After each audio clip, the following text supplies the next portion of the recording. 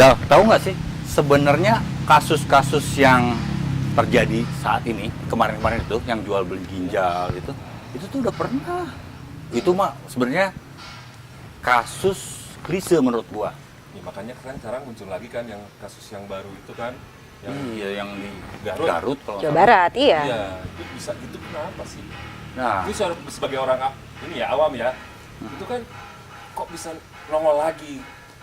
Lu aja tahun 2000 berapa? gua ngambil itu 2007. Tentang transplantasi ginjal. Waktu itu Iya pernah nelusurin soal transplantasi Iya. ginjal. Oh gitu. Terus Terus beli organ itu tahun 2007. nah gua waktu itu emang kayak dapat keberuntungan ya karena si korban itu tiba-tiba datang ke redaksi. Kan? Dari redaksi curhatlah dia bahwa dia pengen menyampaikan bahwa dia ditipu.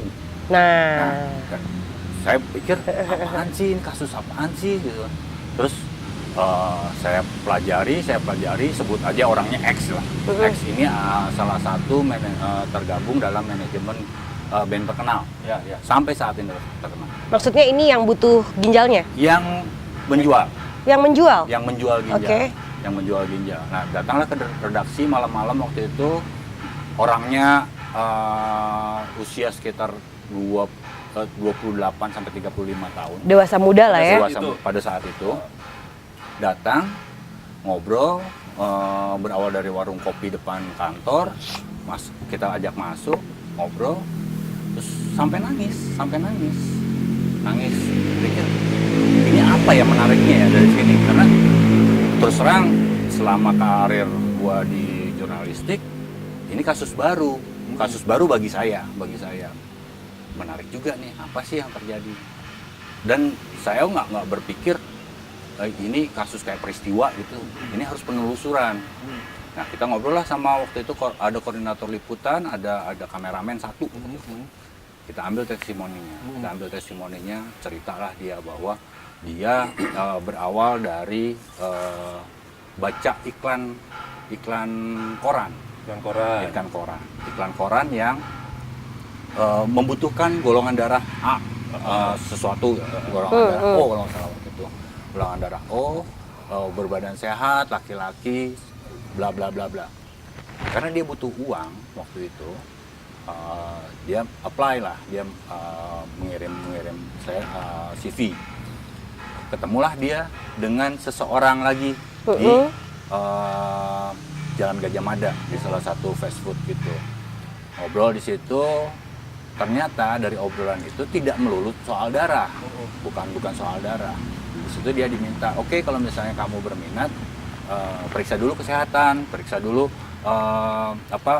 kelengkapan segala rupa kelengkapan. Itu dia masih taunya buat donor darah aja tuh.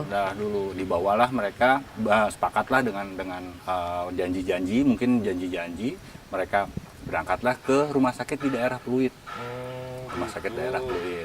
Diperiksa darah cocok menurut si korban ini. Darah cocok, terus kesehatan juga dianggap sehat, dinyatakan sehat oleh rumah sakit.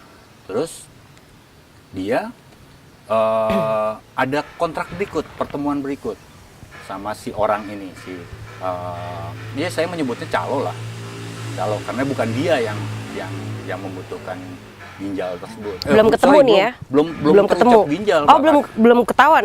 Belum ketahuan sama sekali. Belum. Si orang ini belum ada maksud apa-apa. Maksudnya Belum ngasih tahu. Belum ngasih tahu bahwa oke, gue beli ginjal lu. Enggak, belum seperti itu. Tapi si Mr. X ini dia nggak curiga gitu. Kok gue mau donor darah aja sampai segininya sih gitu? Enggak. Itu yang mau gue tanyain tuh. Enggak, karena waktu itu si calo ini bisa meyakinkan korban bahwa ini orang yang membutuhkan darahmu itu pengen betul-betul yakin bahwa kamu steril, tidak AIDS, tidak ada liver, tidak penyakit. Pokoknya dalam kondisi sehat. Betul fit, kondisi ya? Fit. Dan waktu itu harganya juga fantastis di zaman itu di 2007 fantastis harga untuk kebutuhan darah waktu itu fantastis dianggap oleh si korban. Ya paling berapa liter sih menurut korban paling berapa liter gue dapat penghasilan yang dia butuhkan saat itu. Berjalanlah di pertemuan kedua nggak lama dari pemeriksaan di rumah sakit Pluit sampai ke pertemuan kedua itu kurang lebih 1 minggu di tempat berbeda di sekitar jalan Jaksa gitu. Ketemu lagi, barulah diucapkan bahwa disampaikan oleh si mafianya ini bahwa klien saya itu butuh ginjal. Kamu mau nggak melepas ginjal kamu? Itu dia udah diperiksa semua tuh ya? udah diperiksa, Oke. udah periksa, dan bahkan dalam rentang waktu menunggu seminggu itu ada proses laboratorium. Jadi lengkap, betul-betul lengkap. Proses laboratorium diperiksa di daerah Mampang atau Menteng, saya lupa. Diperiksa, ronsen diambil segala rupa. Nah, agak mulai curiga ketika ronsennya ronsen bagian belakang. Diambil bagian belakang. Dan dia belum curiga. Belum tahu bahwa yang diincar salah satu organ tubuhnya dia. Belum. Baru di pertemuan kedua muncullah ungkapan bahwa pernyataan dari si mafia ini, klien saya butuh ginjal. Kamu mau nggak lepas dengan harga sekian? Beda lagi Ya. dari yang ditawarkan waktu Harga yang donor disebutkan darah. saat itu adalah 50 juta. 50 juta. Nah, karena kepepet butuh uang, diiyakan. Oke, kalau misalnya gitu, lanjutannya dia diperiksa lagi. Nah, dalam proses pemeriksaan kesehatan itu, dia diminta kelengkapan. Surat-surat diri, identitas, lupa. Terus dia diajak ke Tangerang untuk membuat identitas baru. Identitas baru maksudnya buat apa? Nah, ini cerita lagi. Identitas baru ini untuk menyamakan identitas dengan klien. Oh, jadi maksudnya saudara kandung gitu ya? Ya. Iya. Sampai segitunya. Betul. Pinter banget. Iya. Nah, yang saya nggak habis pikir waktu itu, apa ada di Indonesia aturan jual beli? Bukan jual, itu masuknya jual beli ya, Dok? Iya, Nah sekarang nih Rati itu kan dia. ada apa keilmuannya soal hukum juga ada kan Ya. di kedokteran itu gimana sih Rat? Jadi sebenarnya gini, tadi kan kuncinya tuh dia disamakan identitasnya kan. Jadi kayak saudara. Jadi kalau misalnya dari saudara, anak kandung itu bisa dilakukan. Yang nggak bisa itu jual beli. Jual beli itu yang nggak boleh. Jadi nggak boleh ada uang di situ. Jadi harus niatnya tuh memang membantu, terus nggak ada uang sama sekali di situ. Cuma memang gue bingungnya ya, di Indonesia sendiri tuh sekarang gini, Undang-Undang Kesehatan nomor 36 tahun 2009 itu pasal 64 sampai pasal 67 itu mengatur tentang transplantasi organ. Cuma memang mengaturnya tuh ada statement bahwa tidak boleh dijual belikan. Cuma memang tidak ada aturan yang mengatur tentang si prosedur transplantasinya sendiri. Jadi misalnya kayak Maksudnya nggak ada lembaga? nggak ada. Jadi misalnya gini, kan kayak tadi ya si X ini. Kalau misalnya ada lembaga yang memang cross check latar belakangnya dia semuanya, mungkin itu bisa dihindari gitu. Nah, itu yang sempat jadi pertanyaan, kan dia di operasinya tuh di luar negeri loh. Dibawa ke luar Oh, nggak di negeri. sini? Bukan. Di mana? Singapura. Oke. Salah satu rumah sakit terkenal di Singapura. Sampai ke Singapura saya. Buat data baru di Tangerang, beres dibawa ke Singapura? Dibawa ke Singapura dengan first class semua. Dia berangkat dengan Singapore Airlines. Itu dibelikan business class. Terus dia diinapkan di JW Marriott dekat Orchard Road kalau nggak salah ya. Tapi pada saat mendekati eksekusi untuk operasi, dia dipindahkan ke Lucky Plaza di flat, kan ada penginapan. Dia dipindahkan ke situ. Dan disitulah dia baru ketemu sama calon penerima. Calon penerimanya, Nah, resipiennya. dan calon penerimanya adalah salah seorang pengusaha rokok terkenal di Jawa Tengah. Wow. Baru ketemu, jebret. Jadi nggak dilakukan di sini ya? Nggak dilakukan di sini. Kalau yang baru ini kan Ya, yang baru dilakukan di sini kan? Tuh. Sebetulnya ya kayak gini kan, itu kan nggak bisa dilakukan sama orang sembarangan. Ya. Bedah ginjal itu masuk ke dalam satu sub spesialis dari urologi. Jadi dokter spesialis bedah, dia belajar lagi dokter spesialis bedah urologi, kemudian khusus untuk bedah ginjal itu sulit sekali, rumit, karena yang harus disambung tuh pembuluh darah. Terus kayak gitu dia harus menyambung ke kandung kemih. Nah, itu tuh nggak bisa dilakukan semua orang. Jadi sebetulnya ya, si dokter spesialisnya pun, dokter yang mengerjakannya pun tertipu. Iya dong. Gitu ya. Iya dong. Kan berarti kan dia kan hanya melaksanakan tugasnya. Harusnya kayak gini ya. Kalau gue sih, kalau misalnya gue jadi dokter, terus gue terus gue juga yang mesti mikirin. Ini tuh siapa sih sebenarnya, bener nggak sih lu saudaraan gitu kan? Iya. Jadi kenapa makanya udah beberapa kali ada ulasan dari sisi hukum kesehatan mengenai pentingnya peraturan tentang transplantasi organ gitu. Karena kan gini, itu kan dibutuhkan karena untuk siapa? Untuk orang-orang yang ginjalnya memang sudah rusak 5-15% fungsi ginjalnya, hanya tinggal 5-15%. Nah, itu tuh mau nggak mau dia harus dibantu tuh memang ada banyak pilihannya, bukan ada banyak sih, ada dialisis, cuci darah, atau ada lagi tekniknya namanya CAPD, itu dalam rongga perut. Nah, tapi kedua teknik itu kalau dibandingkan dengan transplant dari organ yang normal, itu jelas lebih bagus dari organ di transplant organnya, karena dari sisi ekonomi pun kalau dihitung-hitung pasti lebih murah, karena kan sekali bayar istilahnya kan, habis itu dia dikasih obat-obatan selama beberapa bulan, dipantau, habis itu dia bisa hidup seperti layaknya orang-orang yang nggak ada masalah ginjal. Kalau di luar negeri kan kayak sebut aja Amerika lah, itu kan sudah ada lembaganya kan? Iya, itu bener, di luar negeri tuh udah banyak. Nggak usah jauh, kita ke Filipina aja. Di Filipina tuh udah ada yang ngatur. Bahkan ada satu pulau di Filipina yang mayoritasnya tuh orangnya semua jual ginjal atas alasan ekonomi. Dan demand-nya tinggi gitu. Demand-nya tinggi, emang banyak yang butuh gitu kan. Secara ekonomi pun akhirnya mereka terbantu.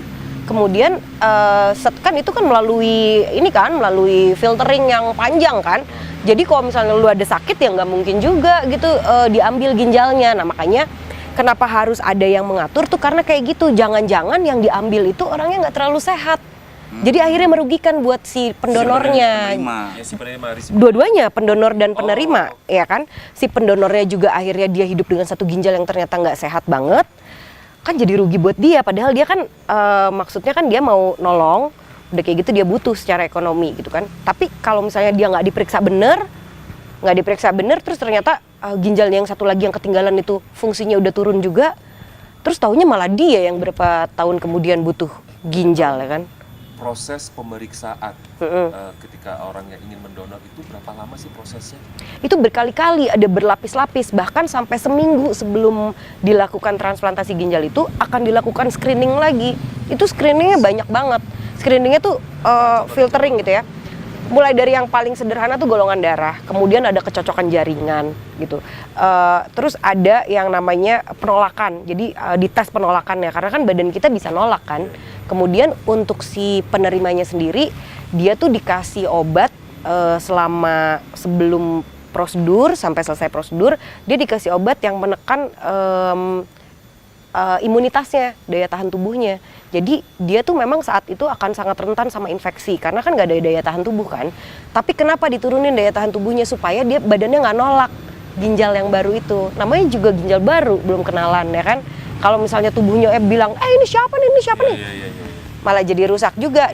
Nggak ada gunanya sih transplantasi ginjal itu gitu. Sebenarnya kalau orang sudah mendonorkan atau sudah siapapun ya, terlepas dari kasus yang tadi, hidup dengan satu ginjal, dia bisa survive nggak? Bisa bertahan hidup nggak? Bisa banget. Gini dulu, kita tarik dulu ya. Ginjal tuh fungsinya apa? Ayo, ginjal fungsinya apa? Buat itu darah. Nah, bersih-bersih. jadi dia itu kan filtering kan, terakhir gitu. Semua racun yang udah dimetabolisme dari semua alat, kemudian pada akhirnya dia di ginjal supaya bisa dibuang. Yang nggak penting tuh buat tubuh dibuang. Nah, sekarang bayangin orang yang ginjalnya rusak, anggap aja kayak saringannya rusak, akhirnya kan ke pipanya jadi rusak kan. Pipanya dulu bukan yang keluar, karena bisa jadi nggak ada yang keluar semuanya ngerusak ke pipanya, naik lagi ke atas. Nah itu badan kita jadi rusak kalau ginjal kita tuh nggak berfungsi dengan baik. Nah tapi orang yang ginjalnya satu aja cukup, bisa dia bisa bertahan. Nah bisa bertahan tuh gimana? Tentunya dia harus menjalankan pola hidup yang sehat. Jadi makanya nggak bisa kita nggak punya aturan. Ada yang ngedonor, terus deh kayak gitu dia dilepas aja setelah ginjalnya diambil satu. Enggak, dia pun harus dipantau kesehatannya, gaya hidupnya, dia harus berhenti ngerokok misalnya kalau dia merokok, terus olahraganya, makannya diatur gitu. Nah jadi kita perlu banget peraturan itu supaya buat yang mendonor pun itu hidupnya dia ke belakang tuh tetap baik kualitas kesehatannya gitu. Sekarang kebayang nggak ya kalau misalnya kayak yang contohnya yang ditelusuri gitu kan, yang Pak X itulah gitu. Dia kan setelah itu dia nggak ada follow up lagi. Oke, pada saat itu dia diservis gila-gilaan, dikasih first class apa segala macam dioperasi di luar negeri. Tapi setelah dia pulang, terus dia tahu nggak apa yang harus dia lakukan dengan hidup dengan hanya satu ginjal gitu loh. Karena pada saat selesai operasi itu benar-benar dilepas, digabur lah istilah bang. Udah pulang aja kan lu gitu kan? Dilepas. Jadi terus itu dibayarin tapi dia? Dibayarin selesai. Oke. Tapi ketika ya istilahnya jahitan belum kering lah, udah disuruh ya silakan pulang gitu. Aduh kasihan ya. Ya kebayang kan? Saya sih membayangkan ini sisi manusiawi aja. Oke. Seorang habis operasi dengan kondisi salah satu organ tubuhnya diambil, terus sudah gitu aja di luar negeri. Ini kan wah jahat sekali nih si pelaku ini ya. Saya berpikir kriminal, ini masuk kriminal. Saya berpikir soal hukum waktu itu. Wah bisa nih kena soal hukum. Ternyata nggak ada ya dok. Nggak ada, karena gini di KUHP pun nggak ada adanya rancangan KUHP. Itu ada mengenai tindak pidana jual beli transplantasi organ lah gitu ya.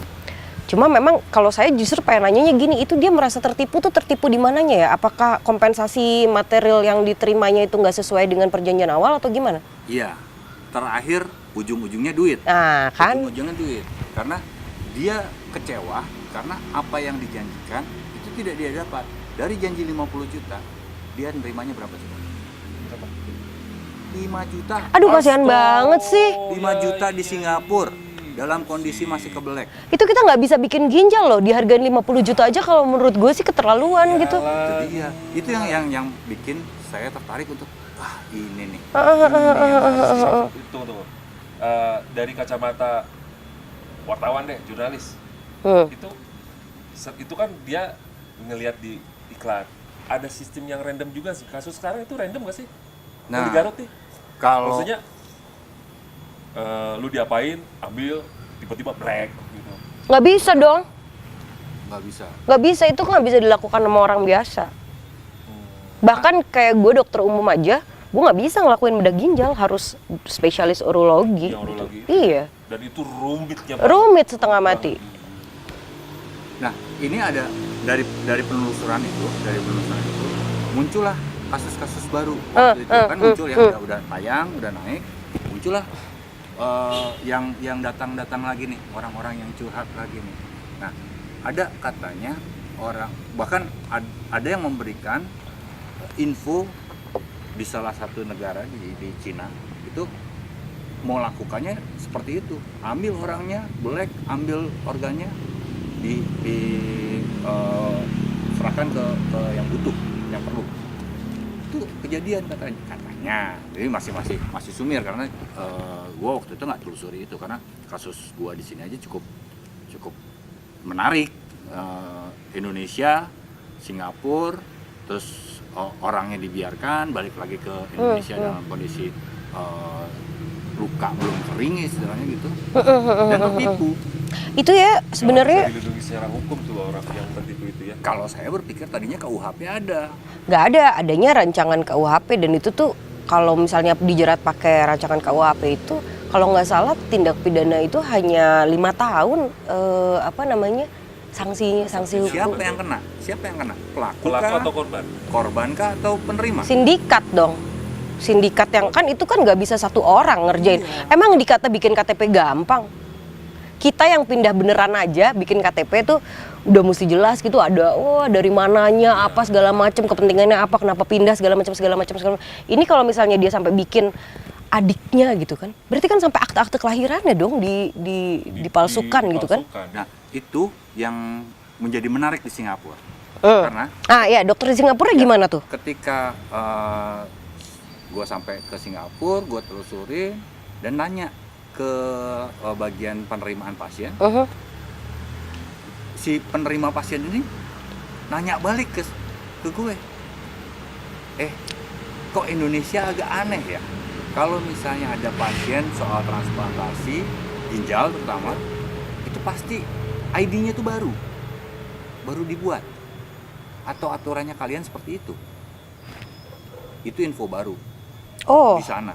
Ya makanya berarti mereka pun cukup diligence gitu kan, cukup teliti. 2007 ya belum ada IKTP ya, belum ada IKTP ketika saat itu buat identitas cukup mudah karena ya ada uang, ada barang kan saat itu. Untuk saat ini mudah-mudahan sih nggak seperti itu karena kita lebih ketat kan satu nomor induk. Iya. Sekarang udah lebih ketat. Tercatat semua seluruh. Iya. Berlaku seumur hidup. Iya. Udah seumur hidup kan? Seumur hidup. Saya belum. Buat dong. Udah IKTP tapi nggak seumur hidup. Oh, berarti ya. masih KTP lama. Surat pengantar. Sekarang udah kayak gitu ya? Udah kayak gitu. Mudah-mudahan dengan kayak gitu ya. Tapi emang agak, maksudnya ya emang lucu sih sebetulnya. Kalau nggak salah gue pernah inget tahun 81 tuh ada peraturan pemerintah tentang bedah mayat tapi ya. Nomor 18 tahun 81 itu tuh tentang bedah mayat. Jadi memindahkan organ dari orang mati gitu ya, orang yang udah meninggal, itu ada aturannya. Tapi yang dari living donor, orang hidup itu nggak ada aturannya sampai sekarang. Jadi hanya ada statement di Undang-Undang Nomor 36 tentang Kesehatan tahun 2009 itu pasal 64 itu dia bilang atas alasan apapun tidak boleh dilakukan jual beli organ. Tapi nggak ada peraturan yang mengikuti setelah itu. Jadi nggak ada. Kalau misalnya dibilang oke, nggak ada jual beli, tapi kalau gue ngasih boleh nggak? Terus kayak gitu peraturannya kayak gimana? Harusnya gimana? Ada nggak lembaga yang melakukan filtering? Siapa donornya di cross check, latar belakangnya apa segala macam gitu kan? Nah, memang kayaknya kita harus lebih berpikir ke arah sana ya gitu, bahwa karena kan demand-nya ada gitu, kebutuhannya memang tinggi. Kebutuhannya tinggi banget, dan kalau kita merujuk ke pasal 28 Undang-Undang Dasar, Undang-Undang UUD 45, kan itu disebutkan bahwa setiap orang itu kan berhak mencari melanjutkan kehidupan dan pokoknya yang terbaik lah untuk kehidupannya dia gitu. Jadi kalau kita merujuknya ke pasal 28A itu ya semua orang sebetulnya yang membutuhkan itu berhak mendapatkan apa yang dia butuhkan untuk melanjutkan kehidupannya dan mendapat kualitas kehidupan yang baik gitu kan. Nih ya, obrolan ini kalau gue bertanya, kalau misalnya Rati kan sebagai praktisi kedokteran, dokter, apa yang harus dilakukan pemerintah untuk melindungi rakyat dengan kalau ini? gue yang jawab orang awam ya bikin lembaga. Bikin peraturannya dulu, setelah Nggak itu mudah. Ya kalau gue sepakat. bikin peraturannya dulu. Diberesin, lembaganya gitu. Iya dong. Setelah ada peraturannya kan nanti kan kelihatan tuh, ya kan? Apa sih yang diperlukan? Ternyata gini. Oke, kalau gitu kita mesti bikin lembaganya. Khusus satu lembaga, misalnya kalau kayak di luar negeri mungkin kita bank ya. Bank Mata. donor, mata, apa segala macam, sperma. Ingatnya itu aja lu. Lu. Terus gimana banyak? Pengen. Pengen didonorin kan. Nah, itu kan kayak gitu kan udah jelas kan aturannya. Jadi misalnya pun ya, kita nggak tahu apakah di situ maksudnya kalau misalnya ada pun peraturannya nanti ada kompensasi uang kah di situ atau gimana? Kayak donor darah kan nggak ada kompensasi uang, ya kan? Tapi kita punya bank donor, ya kan, bank donor darah. Nah makanya tadi kayak kita tarik awal, nah ini sekalian aja ya, kita biar sama-sama inget lah gitu. Kayak janganlah kita dengan mudah denger buat donor darah ada iklan terus kita nyamperin. Kalau kecuali emang kita dengan sengaja pengen tahu ke si calo-calo ini ya, si sindikat ini ya, dengan sengaja gitu kita. Tapi kalau enggak sih nggak ada gunanya, karena gini, kalau memang mau donor darah dengan gampang ke PMI. harus curiga, orang tuh harus curiga kok. Sekarang kayak misalnya tiba-tiba lu ada yang ngajakin, ayo yuk donor yuk ikut gua gitu, tapi ini ya di screeningnya 1 minggu, jangan mau, karena gini, PMI itu gampang banget, donor darah, nanti udah diambil dulu, nanti dia screening, kalau misalnya memang darah lu oke, udah lu nggak dapat pemberitahuan apa-apa, paling lu dicatat aja lu udah donor berapa kali, kecuali lu punya penyakit atau apa, itu dia akan kirim. Jadi nggak ada itu ceritaannya lu screening aja seminggu sendiri buat donor darah, itu udah pasti mau kemana-mana tuh gitu loh. Jadi juga menarik nih, jadi orang-orang harus aware gitu Ketika loh. ada orang yang ngajakin Donor darah gitu tapi kan. lu screening dulu seminggu. Oh, lu mesti Lu apa aja hati-hati. nih? Lu sendiri. Nah, itu harus langsung Jadi kita pun harus lebih waspada, oh ya kan, harus lebih kritis. Maksudnya lu kalau ditanya-tanya ya kan, Iya, harus lu kalau ditanya ya inilah gitu ya, hah masa sih bukannya di PMI gampang banget ya, tinggal gua ngedonor doang gitu Dan kan? tidak hanya di kota-kota besar. Betul, di mana-mana sekarang, bahkan kan kayak donor darah tuh kan sekarang udah ada yang mobile kan, udah ada yang di mobil-mobil gitu.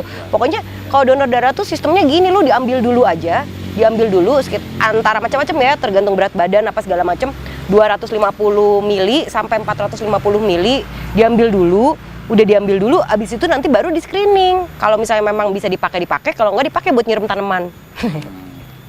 Ya kan, dibuang. Serius banget. Sing weh. Abis denger ada yang jual beli organ loh. Pokoknya biar nggak terjadi lagi seperti yang baru-baru 2007 lo udah telusurin. Sebelum kejadiannya. 2007 pasti Sekarang ada. muncul lagi. Ya. Tapi gue bilang ini ya, lu jangan nyalain dokter. Enggak. Maksudnya gini. Bukan. Yaudah terserah lo. Jadi kesimpulannya bahwa harus ada peraturan.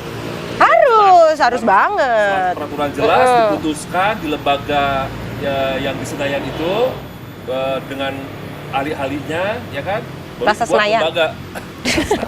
Ya iya, bener, bikin lembaga, bener. Jadi soalnya kayak gini ya, kayak kemarin itu pas gue denger di televisi terus baca gitu ya. Tadinya gue pikir, karena gue belum pernah denger tuh yang tahun 2007 itu. Mungkin gue nggak tahu lagi kemana kali, tapi yang gue tangkep waktu itu pertama gue panik juga kan, ya ampun ini teman sejawat gitu, maksudnya dokter gitu yang melakukan gitu kan. Tapi ternyata setelah gue baca, oh bukan, dokternya ketipu juga. Kalau gue jadi dokter sekarang, udah gue maki-maki tuh orang semua gitu, maksudnya. Dokter bisa nuntut dong? Oh iya dong, Nuntut ya? gue melakukan pekerjaan gue atas dasar hukum yang salah gitu kan. Padahal gue nggak tahu apa-apa. Kalau misalnya mau dibilang, ya harusnya dokternya dong cross check. Lah, Ya pasiennya banyak, gue banyak yang mesti dibantu ya kan. Nah, ini kalau dari sisi masyarakat kita udah bahas. Ah. Dari sisi dokter, apa yang harus dilakukan jika ketemu kasus semirip ini? Sebetulnya ini gue udah ngobrol sama temen-temen semuanya. Terus semuanya bilang, seperti yang tadi gue bilang, kalau gue yang disuruh cross check sendiri, ini bener nggak saudaraan, ini dapat dari mana, apa segala macam. Habis waktu gue, sementara banyak banget pasien-pasien lain yang harus gue bantu.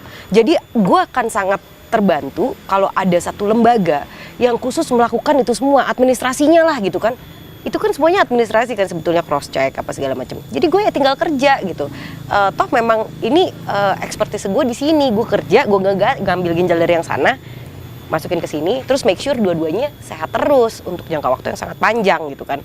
Nah itunya aja teman-teman gue yang dokter-dokter bedah ginjal itu udah sakit kepala karena operasinya kan ribet, abis itu prosedurnya panjang dan mahal gitu kan. Jadi ya harapannya teman-teman dokter tuh semuanya, aduh tolong dong kita dibantu, jangan sampai kita tuh ngerjain yang kayak gini, karena kita pun jadi nggak enak kan kalau ada kasus seperti ini.